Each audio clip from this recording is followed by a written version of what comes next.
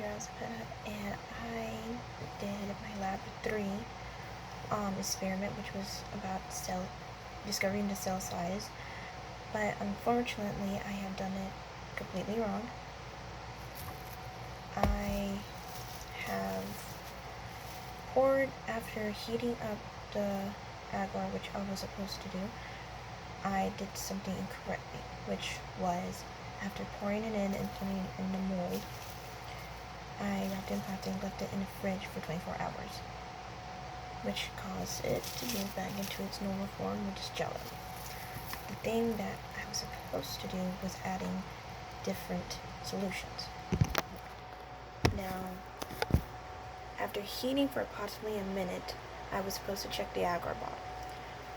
After removing the bottle from the microwave pad, I have used a paper towel pad around it. I was supposed to screw the lid onto the bottle and swirl the solution. I did not swirl the solution.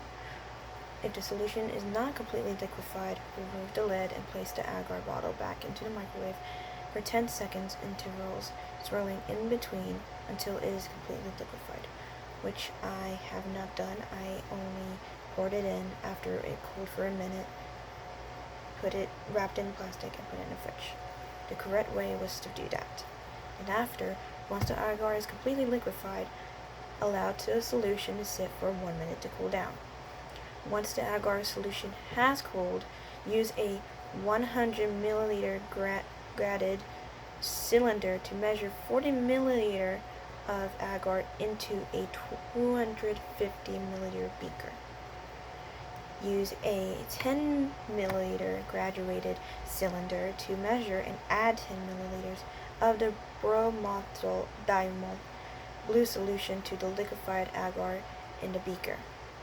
Use a pipette to measure 2 milliliters of sodium bicarbonate solution. Add the sodium bicarbonate solution to the 250 milliliter beaker and pipe the solution up and down to mix. This will tint the measure and cause pH change, which is causing the acidity to change. Once the solution is mixed, pour it into the rectangular mold. Cover the mold with plastic wrap. Let the mold sit at room temperature, not the fridge, which was I did incorrectly. Let the mold sit at room temperature for 24 hours to allow the agar time to set. Be sure to thoroughly clean and dry the beaker and graduate cylinders for part 2 of the experiment, which I was not able to get to since I did the experiment wrong. For part 2 of the experiment, I was supposed to check my agar to ensure it has solidified. If it has not, let it sit for another 12 hours. Place an underpad, which is something that was found in my kit, on the surface upon which where I was supposed to be working. Invert the rectangular mold and gentle release the agar block onto the underpad. From this block, use the kitchen knife to cut out a 1.0 centimeters times 1.0 centimeters times 6.0 centimeter block, which I am supposed to measure every single time with a ruler. Now, for the remaining agar, use the kitchen knife to cut out a 1.0 centimeter times 1.0 centimeters times 1.0 centimeters block. For the remaining agar, use the kitchen knife again to cut out a 1.0 centimeters times 2.0 centimeters times 2.0 centimeters block. Once all 3 blocks have been cut, dispose of the remaining agar. Use a ruler to calculate the surface area, volume, and surface area to volume ratio for each block. Refer to the calculations section for assistance.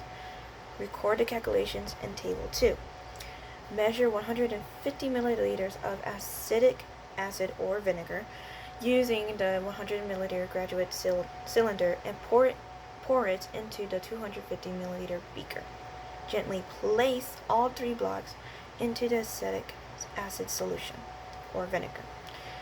Let the blocks rest in the vinegar for 7 minutes. Observe as the blocks begin to change color from blue to clear.